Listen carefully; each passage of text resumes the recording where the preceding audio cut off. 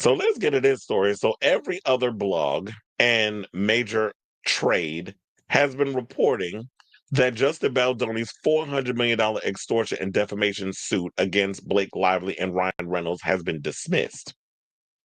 Every single one. TMZ, excuse me, Complex, all of them. Even that, and that was the one that I referenced.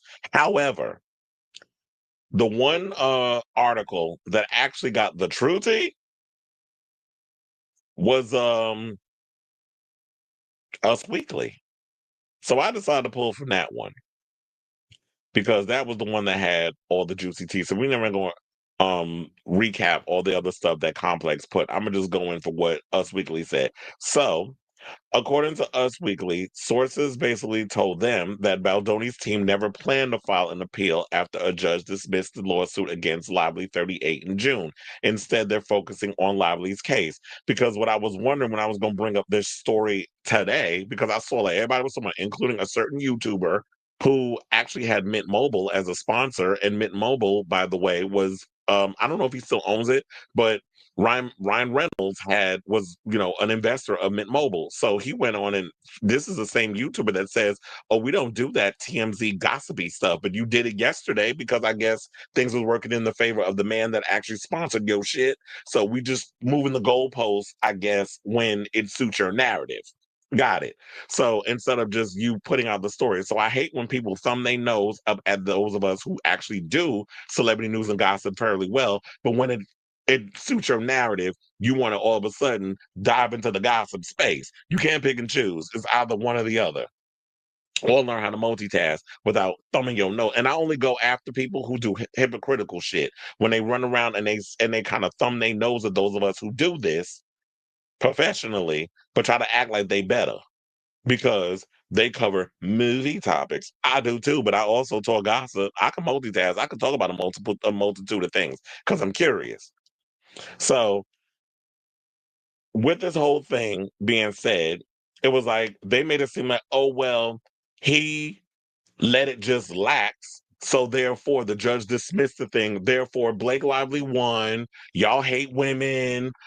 Justin Baldoni's a piece of shit. His career should be over. He's trash. He's a misogynistic pig. Mind you, I don't know where we getting all this from. Just from the judge dismissing a case. That still don't mean that Blake Lively or Ku Klux Khaleesi is innocent in this whole goddamn thing. Because last I checked, and this is what I was going to bring up, they still have a trial that's supposed to be happening in 2026. I'm still, as y'all know, tired of talking about this shit. But because it's the latest and nobody else is really talking about it, I was like, let me get up here and bring you this article.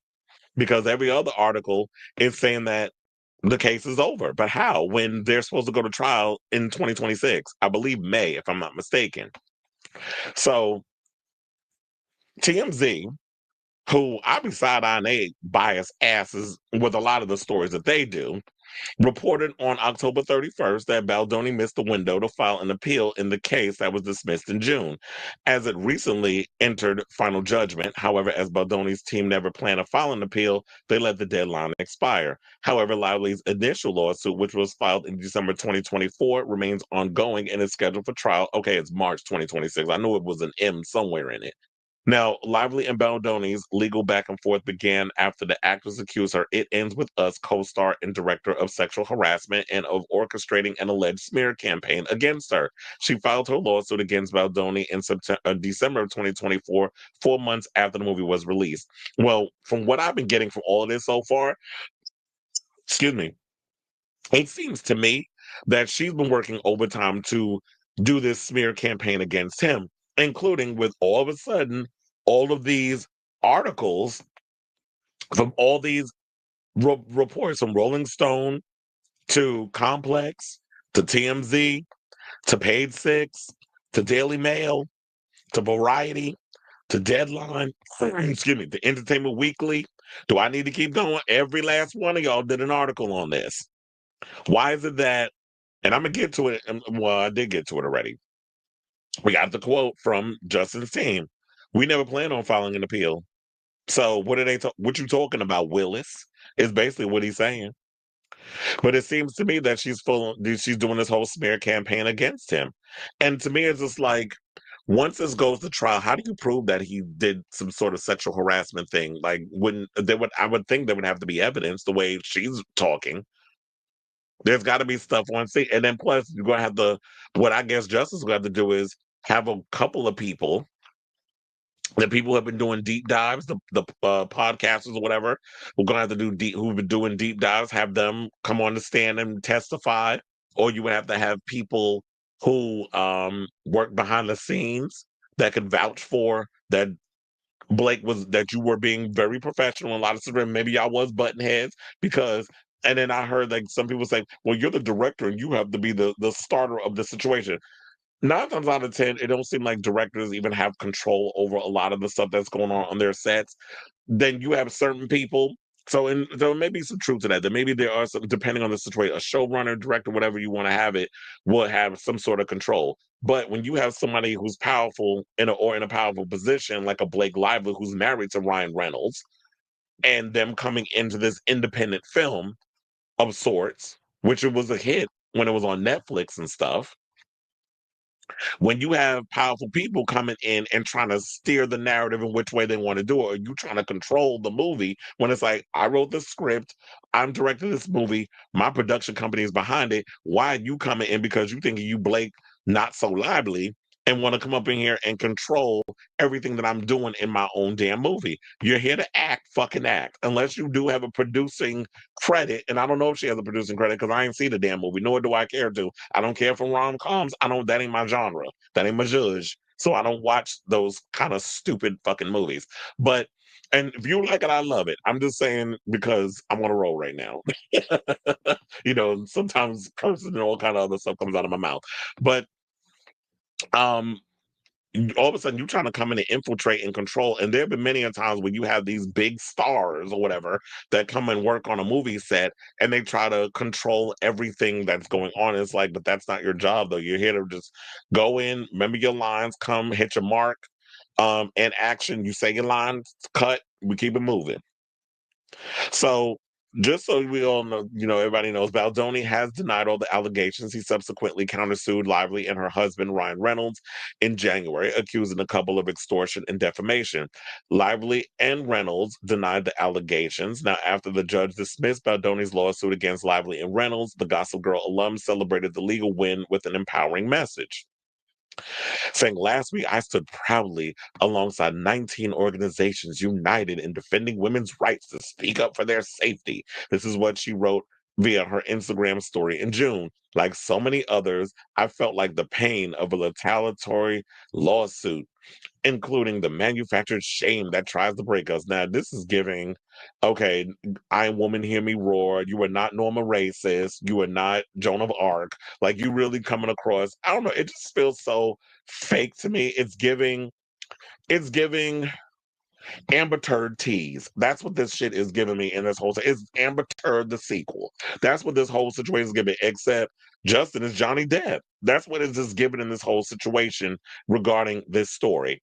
And I don't like when, okay, so now if there was some inappropriate things that have gone on behind the scenes, and trust and believe, when I've been on many a sets, it's sort of like a family dynamic. People kind of, it gets a little inappropriate at times. I'm not saying that, okay, I'm sticking my digits in your groin area, whatever, kind of inappropriate, but things are said where it's like it's a lax community. It ain't run like a corporation. Because I tell you, when I was at VH1, I gagged. I was like, wait, so this is not like a regular work environment. Like, you working in a corporate type situation and you got to watch certain, you can't say certain because it's inappropriate. It's like, no, we kind of like, it's lax. We say all kinds of crazy shit. We rank on each other and it's not a big deal. Now, everybody's sensitive. You can't really say what the hell you want to say and that sort of thing. And people want to call it, oh, you harassed me or you were inappropriate and all the other stuff. And it's like, that whole camaraderie, that that sense of brotherhood or whatever the case was, that kind of roughhousing camaraderie that you would have on sets, you can't really go and do that anymore because in this day and age with Me Too, and I'm glad we have Me Too when it is warranted in certain situations, but everything ain't a goddamn Me Too moment. So then they went on to say, Baldoni and his team had a chance to amend their claims for breach of implied covenant and tortious interference with contract. The judge gave them a deadline of June 23rd. However, Baldoni ultimately opted not to do so. Baldoni's lawyer, Brian Freeman, later explained that they were focused on striking down Lively's original December 2024 lawsuit. The court's decision, and they said, quote, the court's decision on the motion to dismiss has no effect whatsoever on the truth that there was no harassment nor any smear campaign, and it does not in any way affect our vigorous defense against Ms. Lively's claims. This is what he told people in June. Discovery is proceeding, and we are confident that we will prevail against these factually baseless accusations. Instead of revising the existing claims, our clients will be pursuing additional legal options that are available to us. Now, since the case dismissal, Lively and Baldoni's legal teams have been preparing for their upcoming court date. In July, Lively was deposed by Baldoni's lawyers in New York City. Us previously reported that Baldoni was in the room alongside his legal team to witness Lively answer questions about their feud on the set of It Ends With Us and the ongoing legal dispute. 3 months later, the It Ends With Us author Colleen Hoover and actress Jenny Slate, who played Baldoni's sister in the movie, were deposed. Isabella Ferrer, who portrayed the younger version of Lolly's character, was also deposed. Ferrer, who's 25, previously accused Baldoni of harassment after his team failed to serve her with a subpoena at multiple locations. Excuse me, and the actress's lawyer did not respond to their request to turn over data released to the case, or sorry, related to the case. Baldoni's legal team dismissed the accusations in August, and instead they were on what it said they were only after documents that Ferrer either neglected to produce or were not requested when Lively first subpoenaed her in February of 2025. So there you have it. That's the latest on this. And yeah, because so I haven't heard anybody else speaking about this and updating their report and saying that, well, Justin's legal team have spoken out and said that they never plan to file an appeal. So when y'all sit up here talking about that, oh, it expired, it makes it seem like, oh, well, he let it expire because Blake was correct. Stuff did happen. She's won this whole situation. Now we can all go home and live happily ever after. When that's not what happened. So that's the latest. And I'm sure there'll be more to come out because March is like what, 4 months away.